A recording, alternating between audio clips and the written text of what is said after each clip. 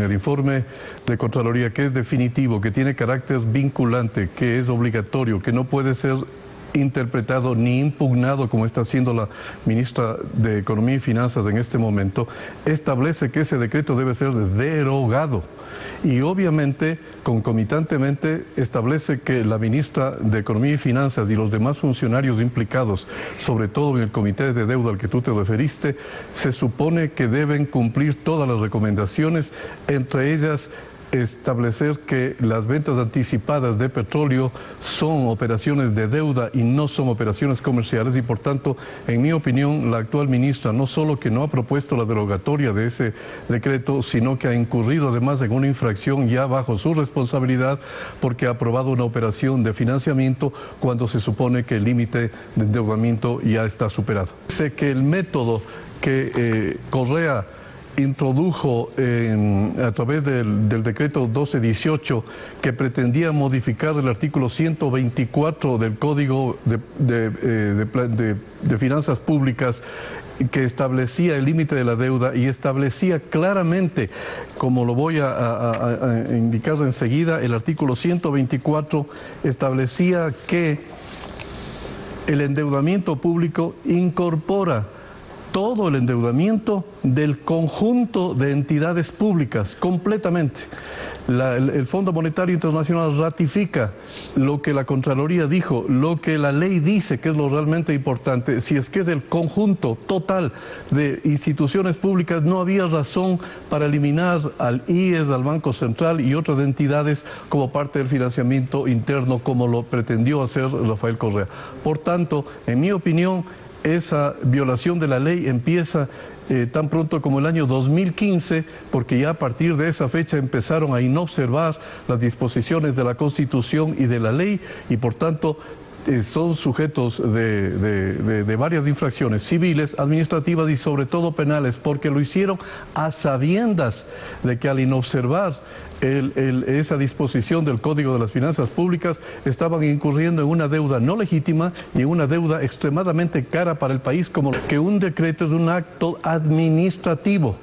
que no puede derogar las disposiciones de una ley. Y eso es lo que pretendió Rafael Correa, aduciendo que el Fondo Monetario Internacional prácticamente la había autorizado y que además era de práctica internacional, lo cual fue una falsedad total, absoluta, porque el propio Fondo Monetario Internacional ha negado esa aseveración, como consta aquí en este documento que la propia directora general del Fondo Monetario, la señora Lagarde, establece que esa no es la práctica del Fondo Monetario, que no se ajusta a procedimientos convencionales o estándar, como así se llama, y además el propio Fondo Monetario Internacional ha advertido ya al país de que la señora ministra de Finanzas, en ese paseo que acaba de hacer a la ciudad de Washington, no se reunió con ellos para tratar el tema de la deuda y que recién lo van a tratar en una visita por la consulta del artículo 4. Es decir, la ministra de Economía y Finanzas no le está ayudando al presidente de la República, está inobservando la ley, está saliéndose de cauce y obviamente con grande peligro de que la deuda continúe aumentando, como de hecho ya se han endeudado en 400 millones de dólares adicionales, adicional a los 3.000 del primer semestre y adicional a los 7.500 del ministro de la Torre.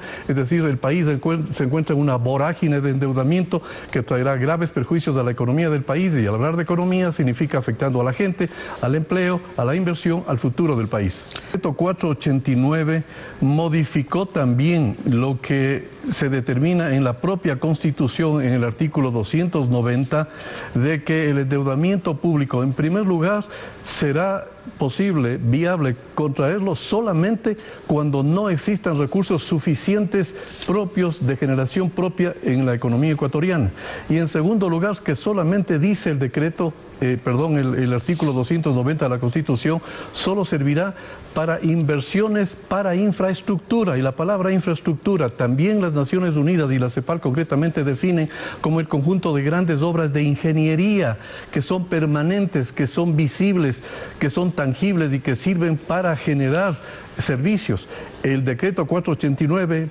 modificó esa disposición constitucional a través de un acto administrativo mediante el cual decían que varios elementos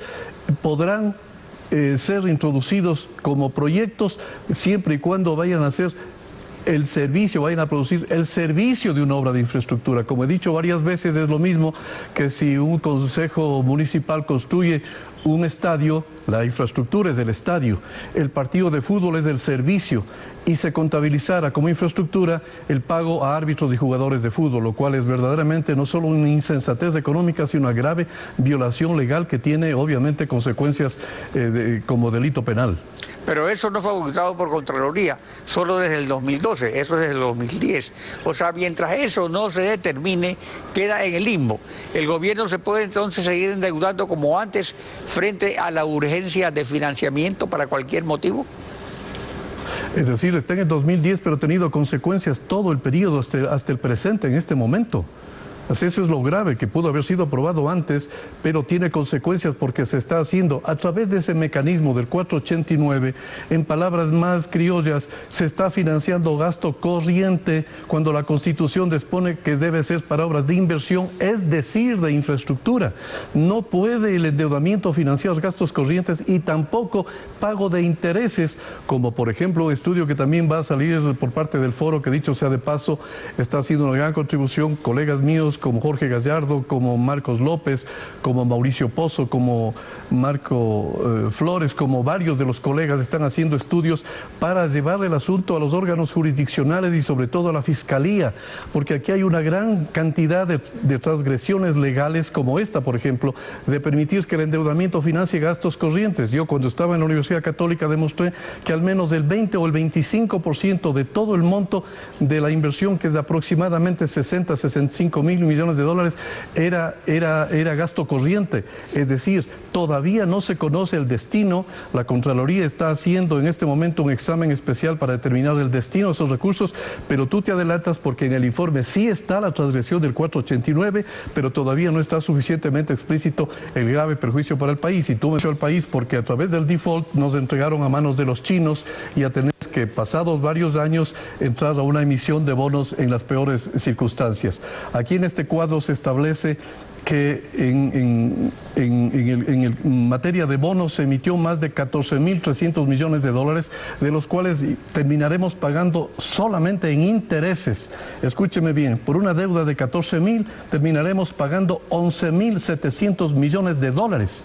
lo cual es verdaderamente insólito. Y en materia de las ventas anticipadas de divisa, que son un financiamiento a la vena, 2.400 millones de dólares adicionales. Y como también hay que incluir los precios subvalorados con que se vendió el petróleo en favor de los intermediarios, 2.500 millones de dólares adicionales del perjuicio para el país hasta el momento, sin contemplar la valoración del petróleo que se entregó a las empresas chinas, sin contemplar eso, cerca de 12.000 millones de dólares. En el estudio que hizo, en la publicación que acaba de entregarse el presidente de la República, el Foro de Economía y Finanzas, se establecen solamente 9.000, pero el monto total puede ser tan alto como 12.000 millones de dólares, Alfredo.